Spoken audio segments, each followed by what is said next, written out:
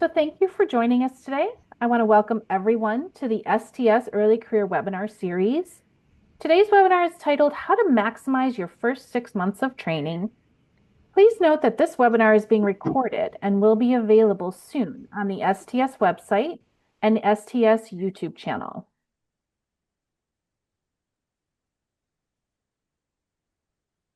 We invite you to become a member of STS if you're not one already. You'll enjoy a variety of discounts, benefits, and opportunities to help you grow professionally. Learn more at sts.org/membership or scan the QR code on your screen.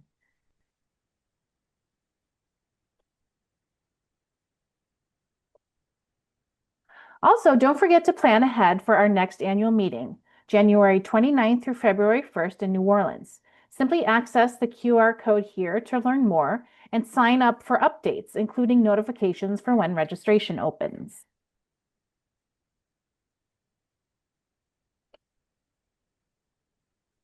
Lastly, applications for our Looking to the Future Scholarship Program are now open.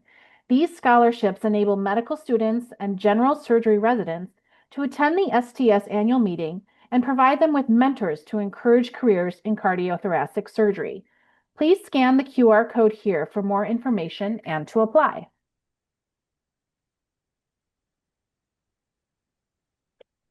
At this time, I'm pleased to introduce our moderator for tonight, Dr. Sandeep Bharadwaj. Thank you, Tina, for the introduction, and thank you to the STS for helping us put this talk together. We're very excited to have this panel. My name is Sandeep Bharadwaj. I'm a final year I-6 resident at Northwestern University in Chicago.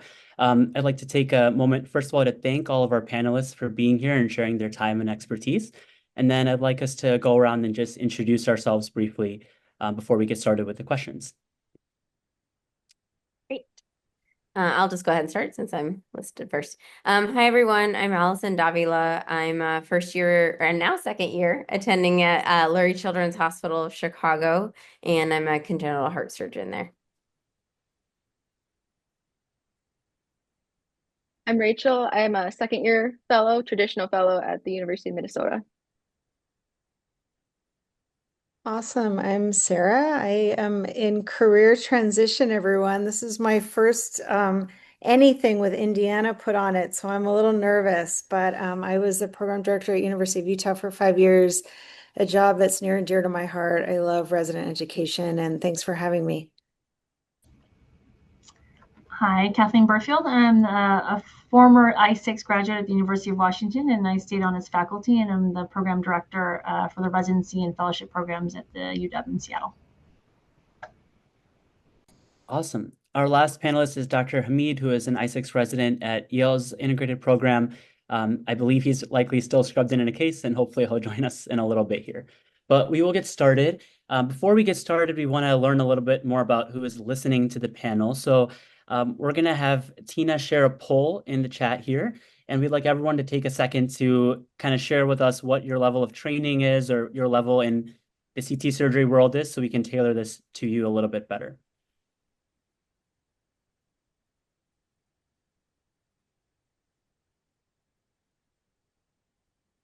While you guys are filling that out, I will say we again want this to be as interactive as possible.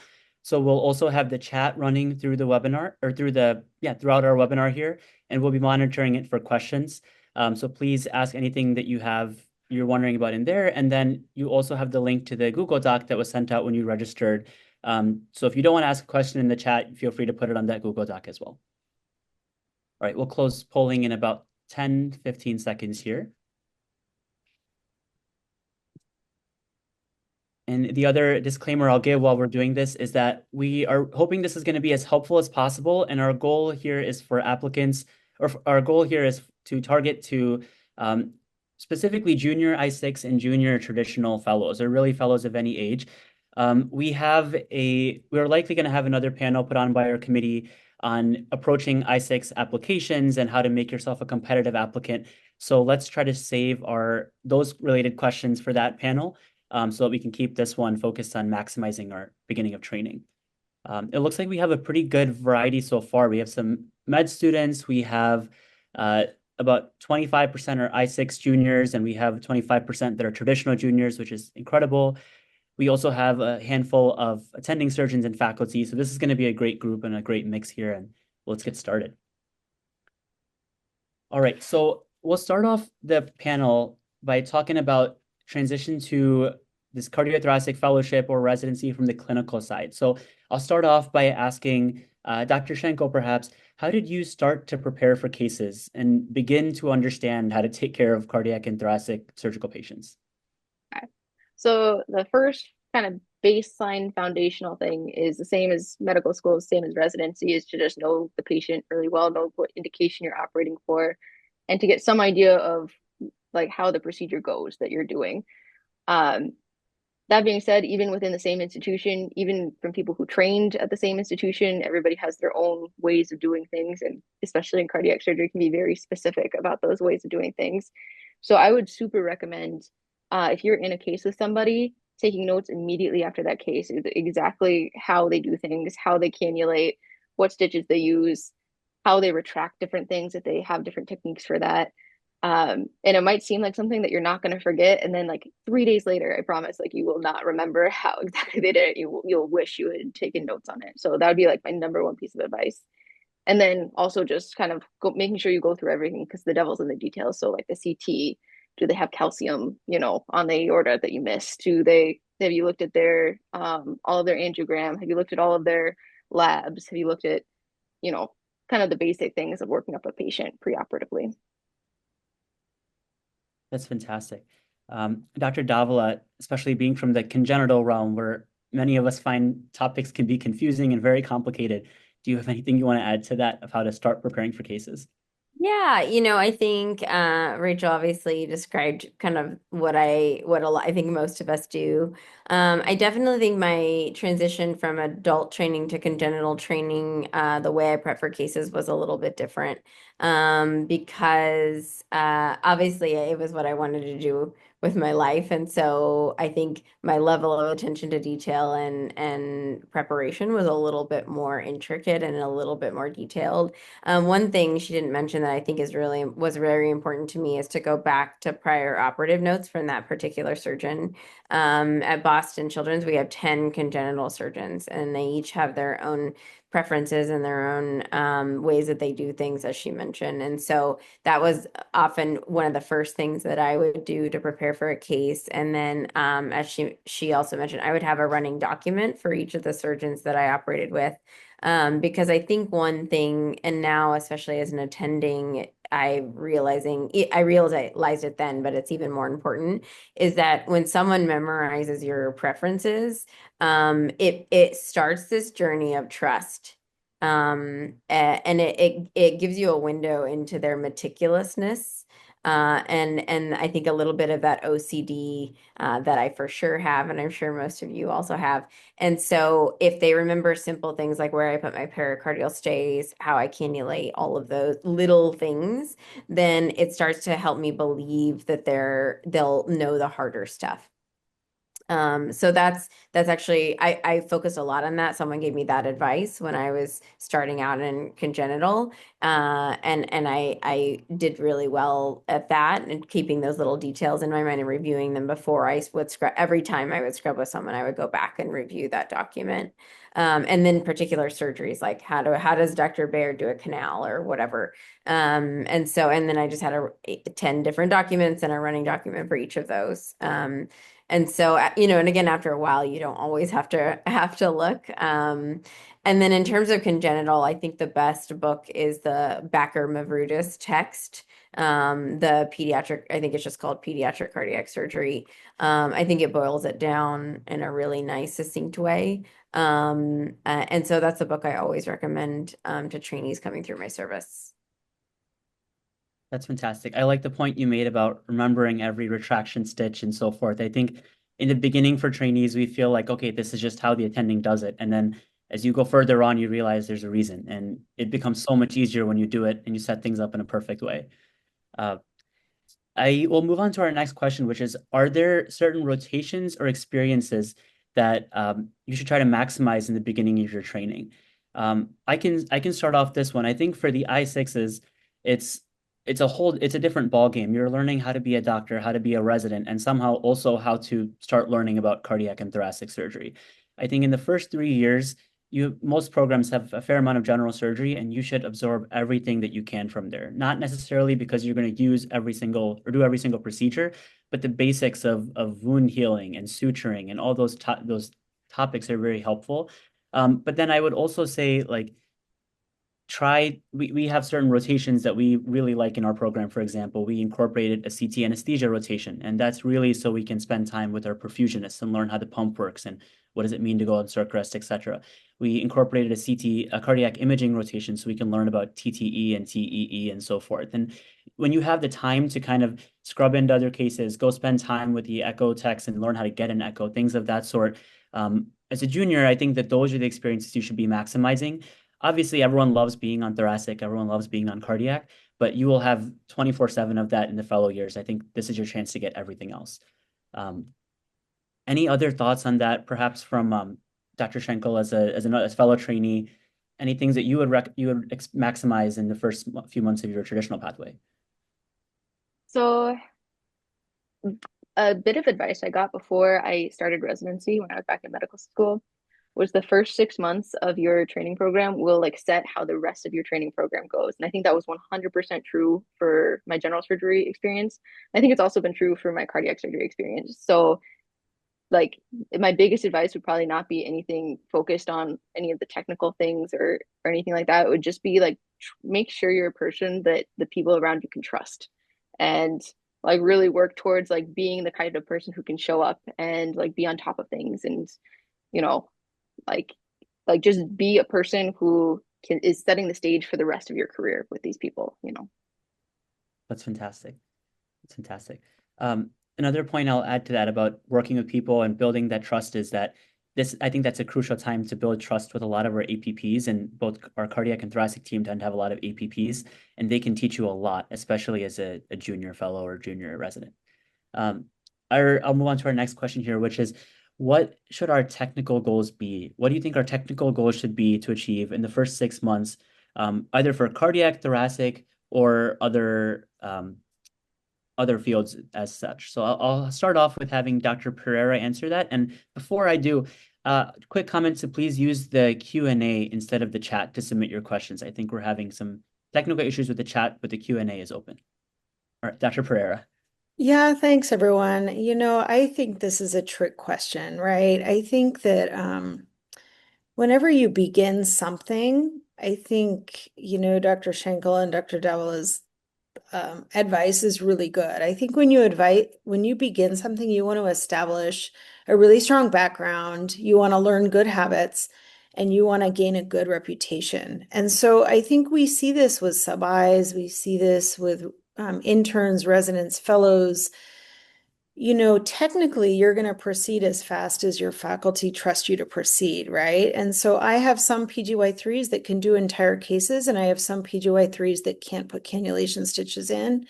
And I think it's all based on how your faculty trust you. So your first 6 months, you really want to learn a good background for your career in anything you do. So you want to learn how to write good notes. You want to be proactive in your learning. You want to learn the basics. You know, I think I'm the biggest culprit of advancing people too fast, and then we go backwards a little as they get higher up. So in your first 6 months, if you do 3 sternotomies, you should be super happy, right? But if your faculty trusts you, they're going to teach you how to cannulate and do everything else. And I think that is based on what you do outside the OR.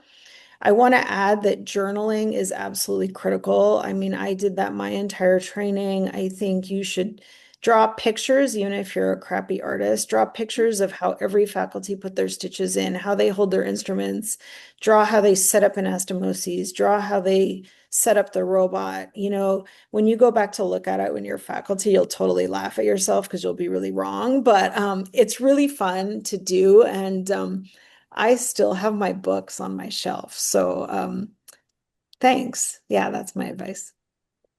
That's awesome.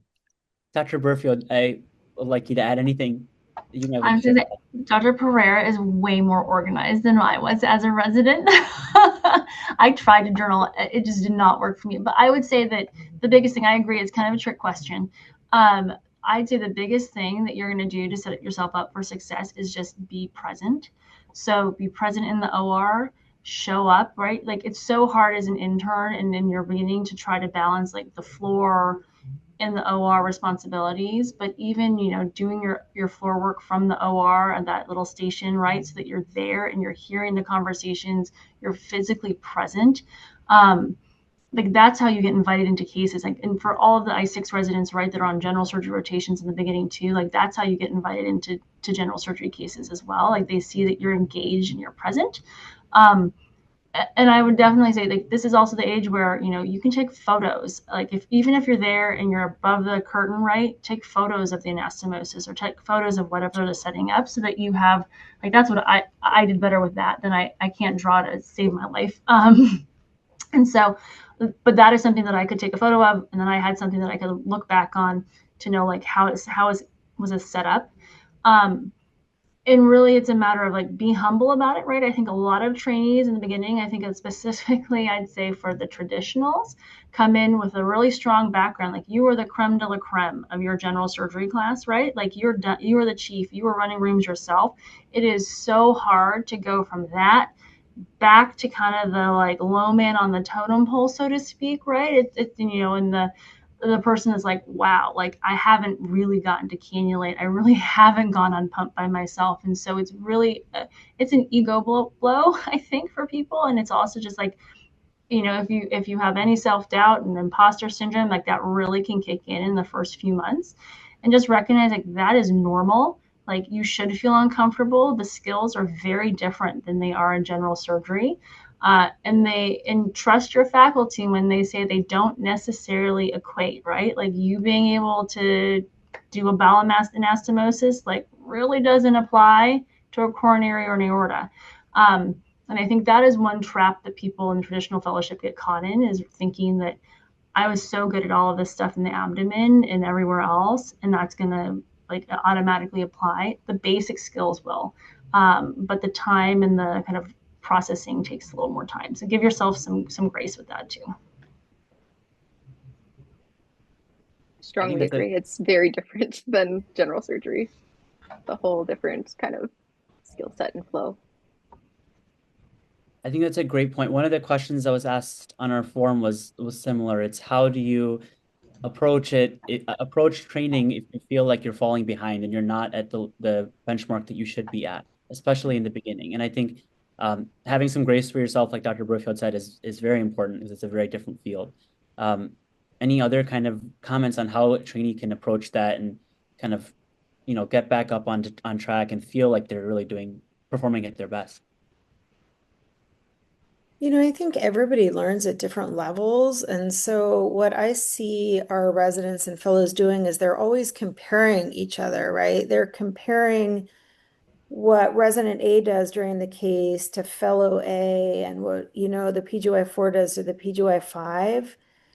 And that really is not positive because everybody learns at different levels and everybody gets there, right? And so, you know, the first year in practice, every single person struggles. And it's often the people that tell you they do the most during the case that actually struggle the most. And so I really caution you to believe everything you see on social media and everything you hear from everybody about what they do during cases. And I would say, learn at your own pace. I think what Dr. Bierfield says about being present is like absolutely the best advice. You know, learn at your own pace and give yourself grace in believing that you're going to get there, and just take everybody's feedback and keep plugging away, and just don't compare yourself to what other people are doing. Yeah, I'd say that's an opportunity for you to check in with to purposely do the debriefs, either the pre-op and post-op, and seek out your faculty, right? And seek out your PD if you're feeling like I'm behind, because frequently the feedback you'll actually get is like, you're fine, or like, you're doing okay. You need to focus on X, Y, or Z, but like the rest of it's okay. And so it can sometimes be a little bit of a boost. Sometimes, you know, like you might be spot on about certain things, right? But like that's where your faculty can help you. And I'd say that one of the things when you're first starting, but particularly for I6 residents, which is, I think, like one of the nice things about being I6 is you get to see it from the beginning. But even as a junior fellow, like double scrub cases, I feel like a lot of trainees don't want to necessarily double scrub, right? Because it's not your case. You're not doing the case. And that's okay. And like, frankly, the pressure is off you, right? A little bit. And that gives you the opportunity to really step back and say, like, what is the person, my senior resident, doing? And what are they doing well? And how are they responding? And how are they first assisting? Or how are they, how is the attending helping? Because you kind of have a little bit more like what you're suctioning and you're retracting, right? But it gives you a lot of time to like see what other people are doing well and also learn from their mistakes, right? If they get feedback, you can say like, yeah, okay, like, I wouldn't have taken that stitch that way, right? But double scrub, and even double scrubbing when you're at the end of your, second year, and when you're more senior, continuing to do that is really valuable. And even the like the 2 attending cases. Because I feel like a lot of trainees like don't want to have to go into the 2 attending case because they're not going to do anything. But it isn't always about doing, it's about being present and seeing and like being able to understand the flow of the operation too. That's a great comment. I think that is super valuable and makes a lot of sense. Okay, with that, I'm going to transition our topic a little bit into gaining a good knowledge base and how do you learn about the field, right? So that you can do more in the OR and take better care of patients. So I will start by asking, what was your approach to studying during residency? And are there things, residency fellowship, and are there things that you wish you had done as a resident or fellow to study that you now know as an attending? And perhaps I'll start with Dr. Davila. Yeah, how did I study during fellowship? When I first started, I decided I was going to read through a single textbook. And so I basically slotted out a study schedule, and I left some weeks in there that I knew I probably wasn't going to do it. Basically through my first, because I was in Boston for 2 years, so I read through all of one textbook in my first year. And then after that, I read more selectively. I read a lot more primary journal articles, or I would go through maybe more complex texts that I didn't find really approachable in my first year. But I think having it, and I think the STS has a fairly robust curriculum with the ebook. And I think the ebook is quite good. And so I think in the illustrations in the ebook are really good as well. And so I think actually like being diligent about it and staying on track with the study schedule is really important. It's structured in that specific way, right, for a reason. And so that was kind of how I stayed on task. And then obviously you're going to read specifically for cases that you're doing that maybe you haven't done before. But by the time you're on your 30th cabbage, right, you probably don't have to read about a cabbage anymore. So maybe you can use that time to study or read other things. That's awesome. Dr. Schenkel, anything that you would like to add, or any resources or take some? So I agree with like the weekly reading thing. We use the STS curriculum too, and I found that super helpful. For me, starting fellowship was kind of nerve-wracking because my residency program did not have very much cardiac exposure. So I was like, man, I really need to like learn this stuff. So what I personally used, I used the TRSA primers, the review of cardiothoracic surgery one, and then the clinical scenarios one. And I read through both of those like cover to cover before I started. And that kind of gave me like, at least I had seen some of the content, like I had some background in it. And then I'm actually going to put a link here in the chat too. This is a primer from Loyola, and I am not associated with them, but I found this thing super useful. It was specifically designed for general surgery residents who are rotating on their cardiac rotation. And I actually send it to like general surgery residents that we have rotating with us now too. And it's just kind of like hey, if these common problems happen, here's kind of how to think of them and how to react to them. And so I found that very helpful also, if you guys want to look at that. That's awesome. Thank you for sharing that.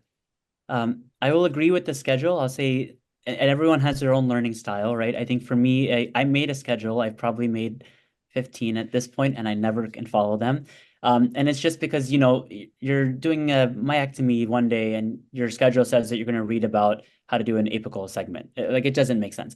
So the thing, at least for me, the thing that I found that was helpful is kind of reading based on cases.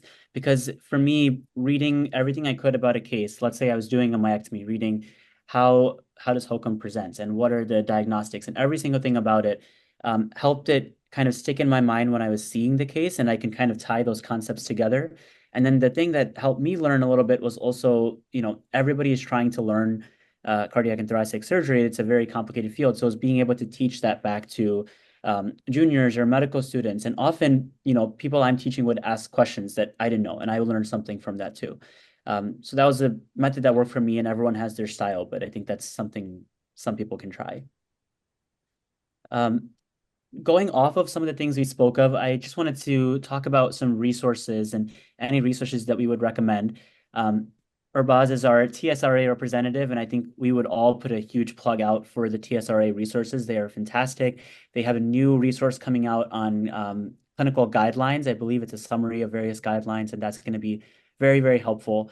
In terms of other resources, off the top of my head, I will say we tend to use Bojar's, perioperative care manual and the cardiac ICU. It's very, very thorough, but provides an excellent understanding of, pre and post-op physiology for cardiac patients. And then I deferred to Pearson's for thoracic. I feel like I learned a lot about just general management of patients through Pearson's, and that's in the STS ebook. It's incorporated into there. Any other resources? I'll just open it up for everyone. Any other resources that you'd recommend your trainees or co-fellows read? There is a book, and I'm trying to remember what it was called. It's been a while since I've done adult. But I think it was called like Key Techniques or Operative Techniques in Cardiac Surgery and Thoracic Surgery. I use that one a lot as a trainee because it has nice pictorials and it's easy, it's fairly short and succinct. And I think the other one I used was Mastery of Cardiothoracic Surgery, just for more technical kind of questions.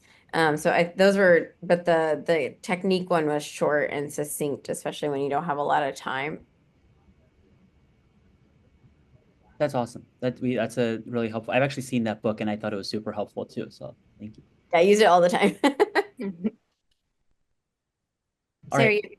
Yeah, I would add, I've had a couple residents and fellows that really swear by audiobooks on their way to work, where they listen to a chapter a day if they have, say, a 20-minute drive, and then just doing questions between cases. There's some question banks out there, some of which are on apps through TSRA, I think, that if you do like STS e-learning curriculum questions or TSRA questions, all of the in-training exam questions really are coming from the STS curriculum right now. And so we used to have a resource called CSATs that was a lot of questions if you can get a hand on it, but that has been out of use for about 3 years, and STS doesn't intend to do that. And so the in-training questions are all coming out of the e-learning. And if you could do 10 questions a day, you really would prepare yourself well for your written boards. I will also put a question for or a plug for the Osler course. Or not, sorry, not the Osler course, the Intermountain Health coming from Utah. The what do we call it? The Doty course. That's right. It's the Intermountain Health Doty course. Yeah. Doty course. Yeah, I took Been that for around since I was a fellow. yeah, very long time. So I use it for my written boards, and the written material and the oral material was fantastic. They also have a question bank that they give you as a part of the course. And then I actually saw several people there who weren't actually taking their boards. They were prepping for their in-training exam. And so if you have the time and the money, it's like 4 days, I think. It is really fantastic. So I'll just put a plug in for that course.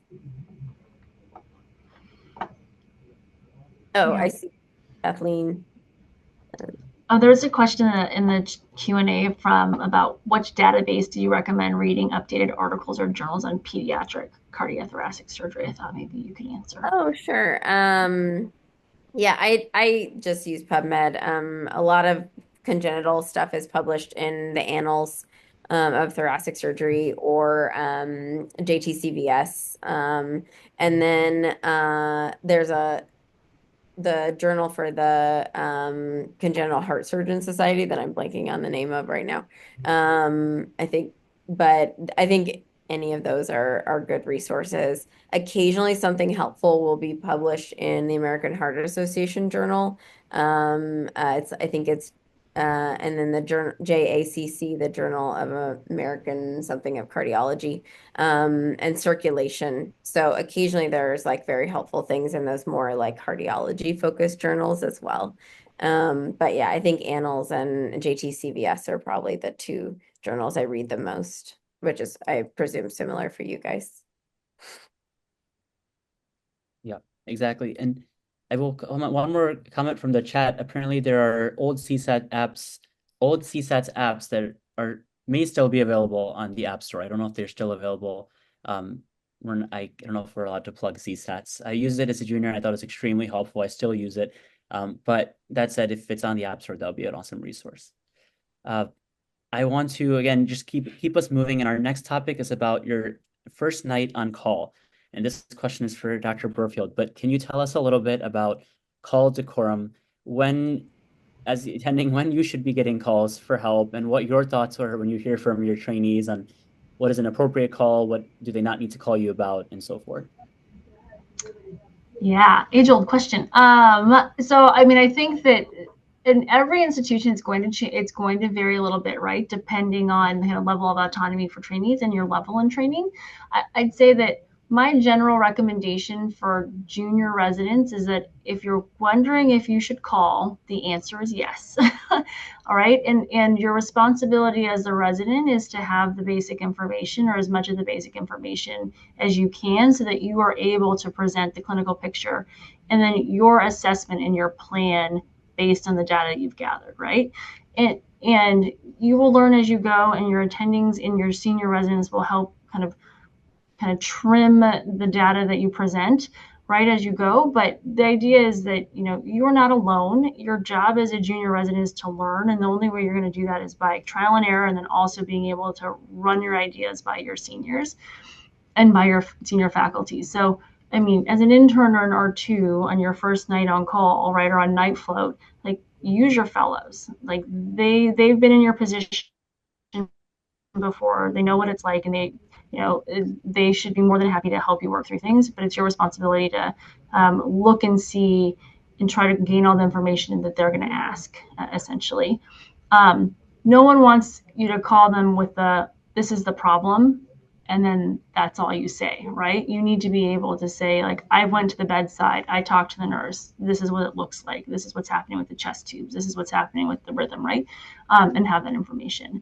I will say that one sticky point, I think that every institution is different too, especially now that everyone has cell phones. There's a lot of texting or WhatsApping or whatever it is, right? Some hospitals still have pagers. We still are old school and have pagers, right? So have an understanding when you go through of, like, what is the escalation of information, of contact, right? Is it, I'm going to Teams message you, or I'm going to Epic chat you, and then I'm going to text you and call you, or text call? Like, for us, it's text call, it's text page call, right? But really, it's a matter of, like, you need to have that understanding too. And so asking your seniors and asking your faculty what their best way of doing that is. That's really helpful. That's really helpful to hear from an attending perspective, at least as a trainee. That makes, it's very logical, and I think it makes a lot of sense. Anything else, perhaps from Dr. Schenkel? What are your thoughts on when should you reach out as someone who's going through it? Yeah, I would say, especially for like newer trainees, whether you're like new in an I6 residency or new to the subject material as like a traditional fellow, over communication, especially earlier on, is like better than under communication. So if you're wondering, you will sort it out over time. You will figure out what people's preferences are, but like, you have to, when you don't know exactly what to do or how urgent something is, it's better to over communicate. Perfect. I will, again, changing topics. So let's talk a little bit about setting yourself up for careers, like a long-term career. So I'm curious, and I'll ask Dr. Pereira to take this question. How can you begin setting yourself up for a specific career trajectory, whether it's your dream super fellowship or your dream job out in practice? Well, I think all of you know that I've not done a great job at this, right? I started my career in private practice. I then went back to academic. Well, I started in academics. I had kids. I went to private practice for 10 years. Then I went back to academics. And then I just have challenged myself over the last 10 years to do better and teach more and have more leadership positions. And so, I think had I done it differently, I would have sought out mentoring and networking early on. I think all of the good jobs are word of mouth. So everybody you meet, even at medical school interviews and residency interviews and fellowship interviews, keep a log of everybody you meet at meetings and through interviews. And I think that's how you really find the good jobs. I mean, I can't even tell you how many graduating residents and fellows called me this year and asked me if I knew of any good jobs. I do think you get better mentoring in academics early in practice. I've lived both lives, and I think that I think you just get better mentoring in academic practice. And I really screen private community practice jobs for my graduating residents and fellows because I think there are a lot of bad positions out there. So I would say network, keep in touch with people, and then just figure out what you really like. Is it transplant? Is it coronary disease? Is it congenital? Is it thoracic? Do you like the robot? Do you like minimally invasive? And then seek out people in all of those areas that can really help you. That's fantastic. Dr. Burfield, anything you'd like to add for that question? No, I agree that it's a networking thing. So, I mean, really use the opportunities to, sign up for things like Looking to the Future, or sign up for the scholarships through STS and AATS, like getting on a podium presentation, right? I think that one of the things that can be really easy, especially if you're in a program that doesn't have mandatory research, is to kind of forget to do the scholarly activity that's going to help make you competitive for the jobs, even the non-academic jobs, right? Like if you go through training with, very little scholarly activity, you're not as going to be, you might be great, but you're not going to be as competitive, right? Because people are really looking for those well-rounded people too. So you kind of have to be thinking about that and working on that, just like you did in medical school from the beginning, to see like, what can I build? And I'd say that there's a lot of low-hanging fruit in training, whether it's case reports and formal things, but like small QI projects, right? That like kind of come up on a day-to-day basis, like in the ICU or in the OR, or like when you're on service. Like all those things can count towards kind of little check boxes on your CV. So keeping in mind that kind of looking for quality improvement things as you go can be an easy win too.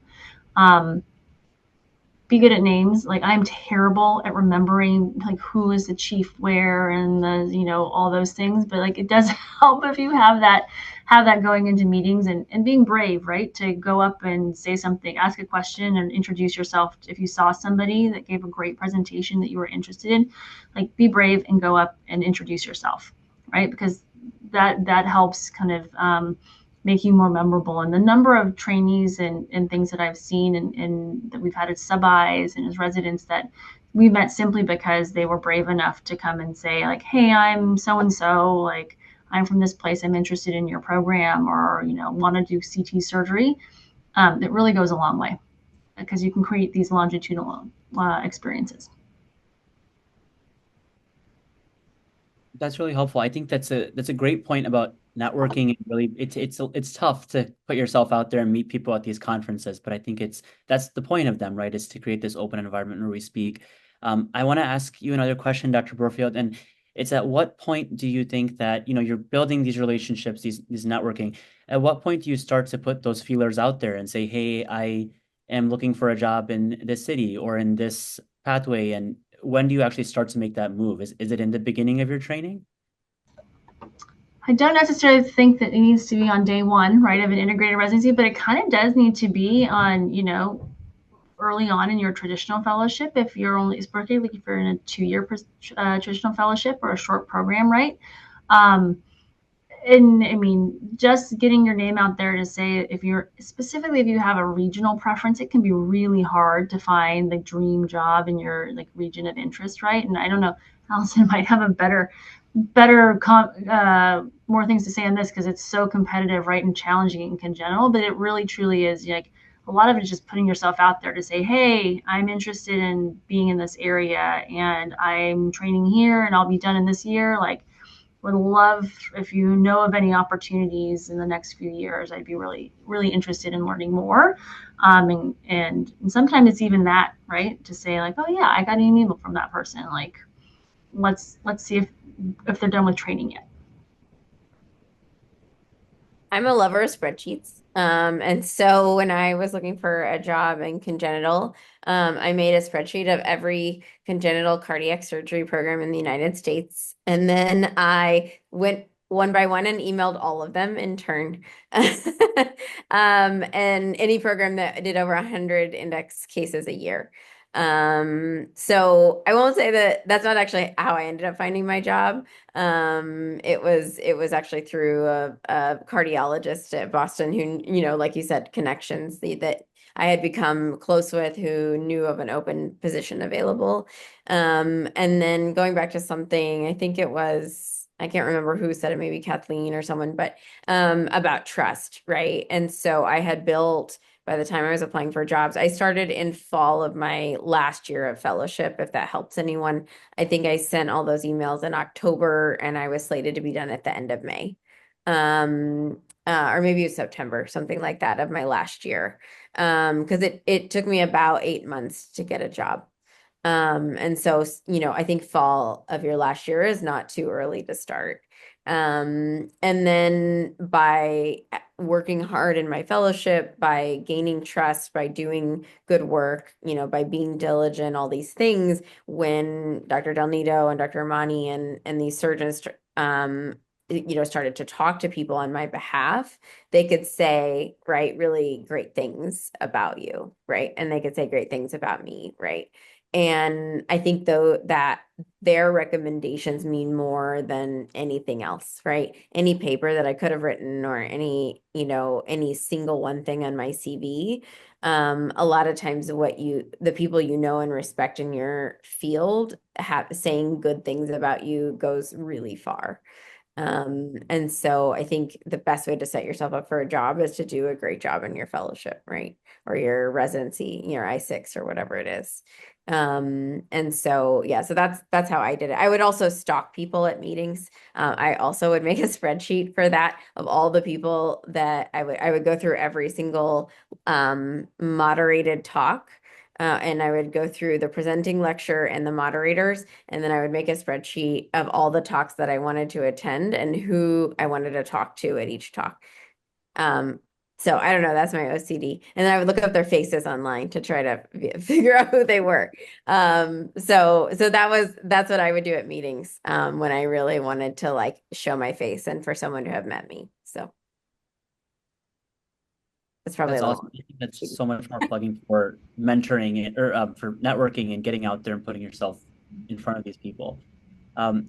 Sticking on this job realm, so say you know, you've networked with people, you've found someone who's willing to give you a job that you really love and it's your dream job. Well, how do you, because given that cardiac and thoracic surgery both are becoming so much more complicated with transcatheter things, root work, segmentectomies are robotic and intricate, etc. What are the skills and skill set that you need to come out of practice saying that you are comfortable doing, or at least comfortable starting off with? Do we need to prioritize having more transcatheter time so that we can come out and do that, or at least be competent and know what we're talking about in terms of that in practice and so forth? I don't know if I phrased that very well, but hopefully you kind of understand what is the skill set that trainees need to have coming out to make themselves a competitive job applicant. I will open this up to You need to find your passion, right? So, I mean, I would say if you know you want to do thoracic oncology, then you don't need to spend a lot of time doing TAVRs and TMVRs and structural work, right? And so The American Board of Thoracic Surgery pathways a couple years ago really subspecialized the pathways a bit more so that people on cardiac tracks needed a lot more wire skills. And I would say most fellows that aren't in thoracic paths are on the cardiothoracic combined path. So you get a more broad-based experience. But I think if you really want to work in an academic program, you really need to find an area that you love. And, if you're in a 2-year fellowship program and you want to do just aortic arch work or you want to do structural, then you could spend 6 to 12 months, spending a little extra time subspecializing, and that will make you more attractive on the job market as well. If you're in a 3-year fellowship or an integrated program, I think that you could come out and just focus your skills the last 3 to 6 months and what area you wanted to do. But the 2-year cardiac fellowship programs are probably the hardest to get all of your skills and subspecialization. So you want to think about that a little bit earlier. 100%. I would definitely say we have a 2-year program, and I think that now for a lot of the 2-year programs, particularly for folks that want to go into cardiac, the recommendation is more so like you should be planning on a 6 month to 12-month super fellowship after to get that additional training and time in, because it's really hard to get it all in 2 years. It's just like drinking from the fire hose. It's really hard. Yeah, I did a 2-year traditional fellowship, and I was cardiac tracked, so I only had to spend 6 months on thoracic, which was good. But it is quite rapid, and it's hard really to find like elective time in that pathway, right? I ended up doing 3 months of congenital because I knew I wanted to do congenital, but it is really tough because you have so many case requirements. So it's really, and you only have so much time, right? So it sounds like extra time is really kind of the way to go to specialize yourself, and then like Dr. Pereira first said, really identifying your interests, you can focus on that and then find those opportunities. That's great feedback. I would say that one thing that I think that Allison commented on, right, is that she found her job ultimately through a colleague in cardiology, right? So I think that this is an indication too of your reputation in the hospital amongst both CT surgery, cardiology, pulmonology, right, nursing, so your whole package matters when you're looking for a job. There are a lot of employers that will call the chief of nursing, right, or like your RN3 to say, hey, how is this person interacting with your staff, right? It is like a background, like vetting to make sure that you're respectful and you're kind and that truly you're the whole package. And so I think that this is an indication, like play nice in the sandbox and recognize that like you're on a team and you need to take a team approach. Absolutely. That's a great point. One thing I think we should add also is that often product reps know of the best open jobs. So if you talk to, say, your Edwards rep and you know your Edwards rep well, they're going to know who's hiring.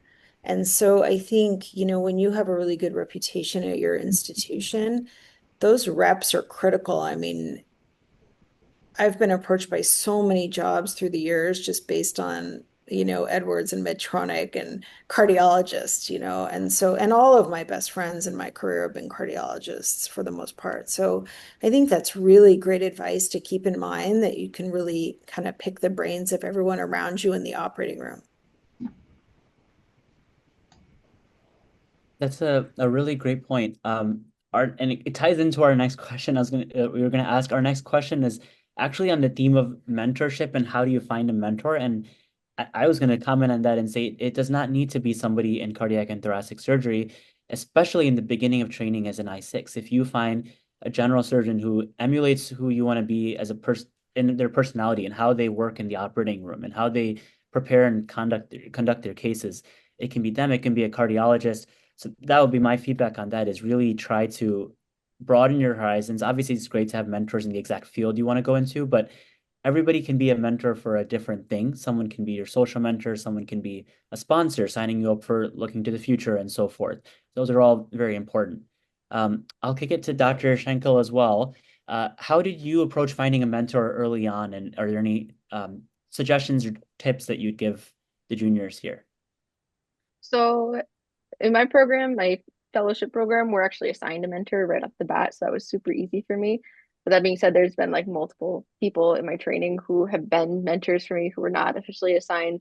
And it really just comes down to connecting with people on like a normal human level and, having them want to invest in you and like teach you things and give you opportunities. And then when they do give you opportunities, taking those opportunities and showing that you can make something of them.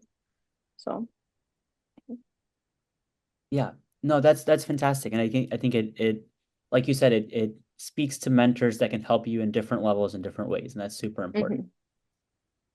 Our final topic for the night, and again, I want to encourage everyone to put their questions in the Q&A. We want to make this as interactive and as applicable as possible.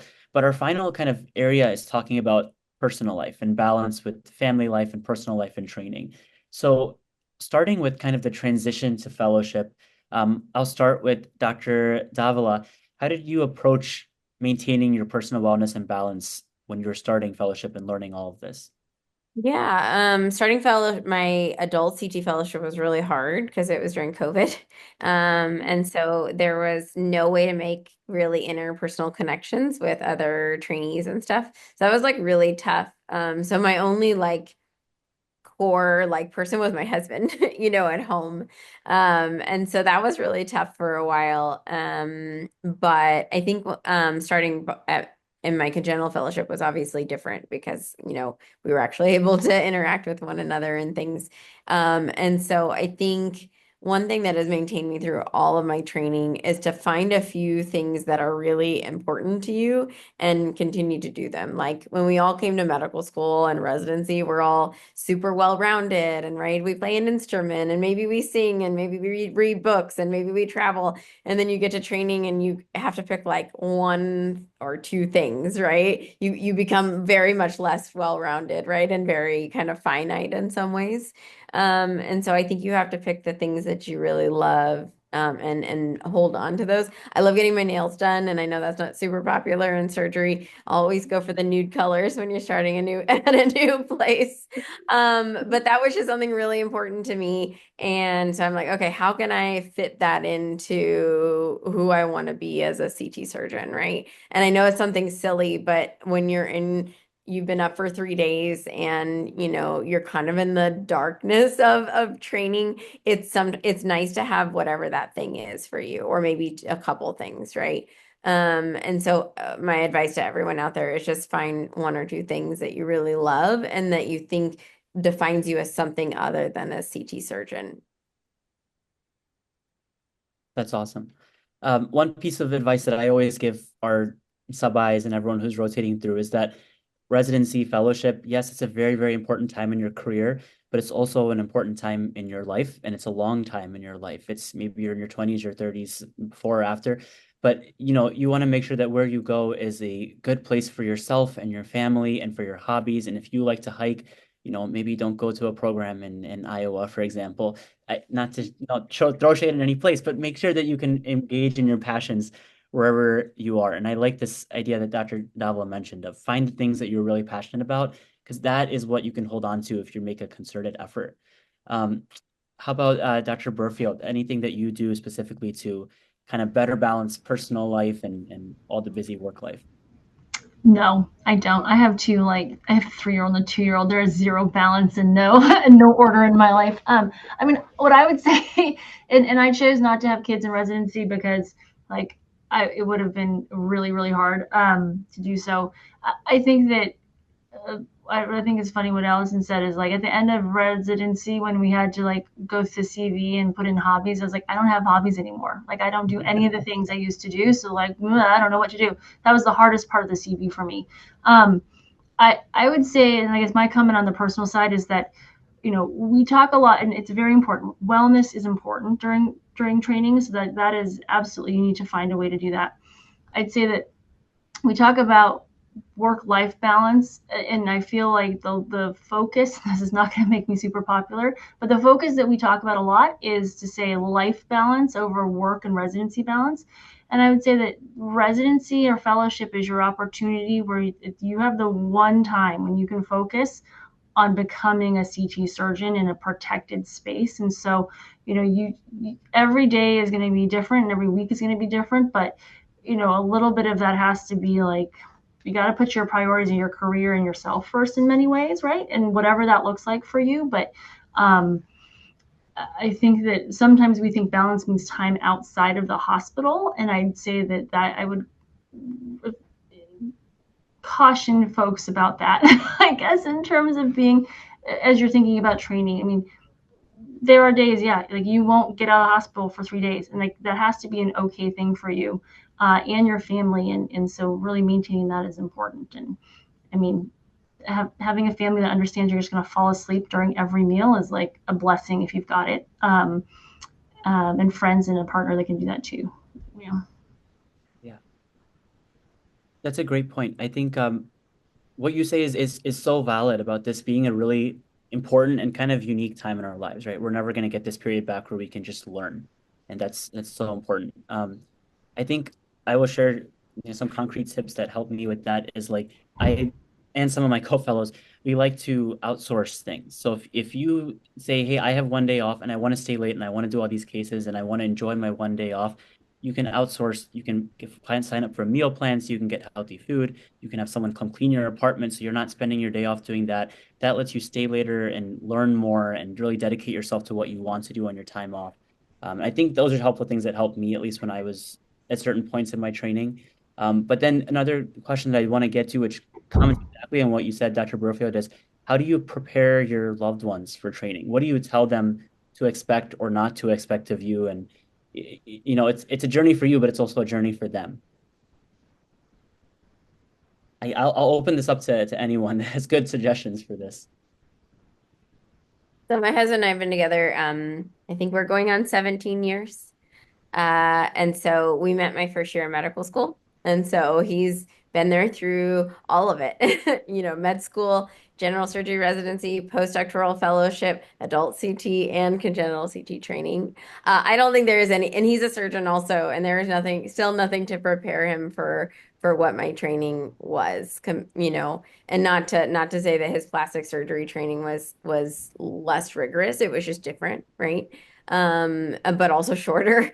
And so I don't think there's much you can do to prepare them. I did just think you have to be able to communicate with them. And I know that sounds like a cliche, but constantly communicating with them about your needs, wants, expectations of each other as you navigate that is really important. My husband and I talk about like what percentage we're at in terms of our emotional energy. Because my husband and I actually live in different cities right now. And so we'll kind of go into a weekend and be like, hey, I'm like 30% right now. I don't have much in the way of emotional energy left. And I'll be like, well, that's fine because I have like 70% to give. And so when we, or we'd come at the end of the day and we'd be like, hey, where are you at? I know Brene Brown talks about spoons with her husband. If you have 10 spoons, like how many spoons? Same idea, right? And so just being able to communicate where you're at mentally and emotionally, checking in with yourself is really important. And it will not always be pretty, and it will not always go well. And sometimes you have to have really hard conversations with each other about what your life is going to be like, or what's happening, but I think as long as you talk to each other about it and have a partner that is willing to be with someone going through all that, I think is the most important thing. Go ahead, Sarah. I'll let you go. Oh, your advice is always great, Kathleen. I would say that I've made 2 decisions on career choices based on me and 2 based on my family. And I would say that the decisions I made based on my family have been the best decisions. So, for those of you that know me, I'm a huge mountain person. I'm a skier, I'm a mountain biker. My husband's a huge cyclist. We never did it in Utah.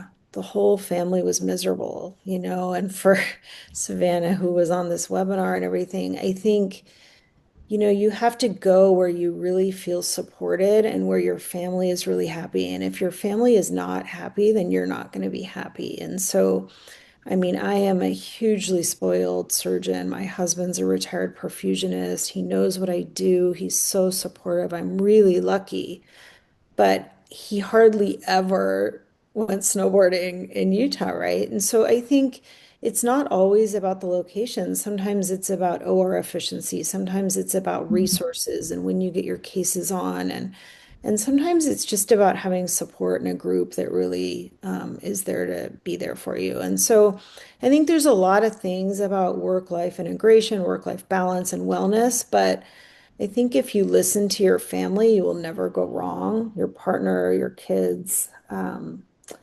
And so we'll see. Ask me in 2 years. I'll let you know how it goes. I think my husband and I took turns in our lives. There were times in which for residency, we prioritize his training over mine. And then for fellowship, we prioritize mine over his, you know? And so I think if you anticipate, obviously hoping to spend a lifetime with someone, for us, both in surgical fields, we actually just took turns, right? Okay, we're gonna follow your passion and now we're gonna follow yours. So that's kind of how we worked it out. Yeah, I can't speak for others. I think I'm also married to a plastic surgeon. The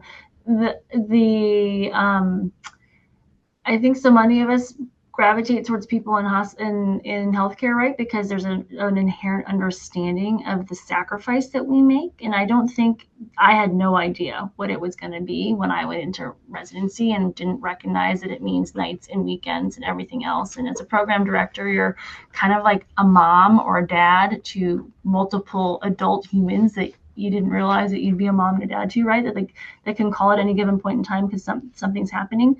So I don't think anything prepares you for that. I'd say that I talk a lot with my trainees about like understanding like their love languages, and I'm not a huge love language person, right? But it's something to recognize of like how you need to receive love and how your partner receives love, because those little things, it's the little tiny things, right? Like I left you a cookie because I know you like this cookie, right? And like I'm thinking of you, right? And that's how when you don't see somebody for days on end because you're like ships passing in the night, like things can keep going. I think also the relationships that I've seen work well are where you and your partner don't begrudge each other your time and don't expect necessarily that like it's a Friday, you're going to sit at home and wait for me to get back and then we're going to go to dinner, right? You like letting your partner have and make plans and have like friends outside of waiting on you, and then you'll go join them because you're going to disappoint them a lot, frankly, right? Because you're going to be late seeing that patient that just coded, or the patient that's hypotensive, or the air leak, or whatever. Because it's so easy to get wrapped up in work, and we like work, right? Like that's why we're doing it. Is like we like the patient care, and so making sure that you give them the ability to make plans and not hold it against them when they're not there when you get home maybe late, and then being willing to expend the energy to go to them. I think that those are the other important things I think that can make relationships successful. I'll say one more thing. One of you said that I wanted to highlight is, I think it was Sandeep actually. Your life doesn't wait for you, right? Time is your most precious resource. You know, I think Taylor Swift, or for those who love her, she said, what did she say? That time and energy is treat it like a luxury item. And so you spend most of your 20s, right, and your 30s in training. And so one thing my husband and I always did was prioritize the things that we love, which is we love to travel together and we like to scuba dive. And so we would take 2 trips every year. We'd take a diving trip and then a non-diving trip. And we did that all through training. And so we had so many friends who waited to do things that they love to do or travel or whatever, because they're like, well, I'll do it when I'm done with training. But that's just years of your life where you're not living fully, I think. And so whatever that is for all of you. That's all of this is so fantastic. I think the big themes are communication, really being open and honest and setting expectations, and what Dr. Burfield said, empowering your partner and your loved ones to feel like they can also have a life while you're finishing up your cases and coming home and really getting there for them.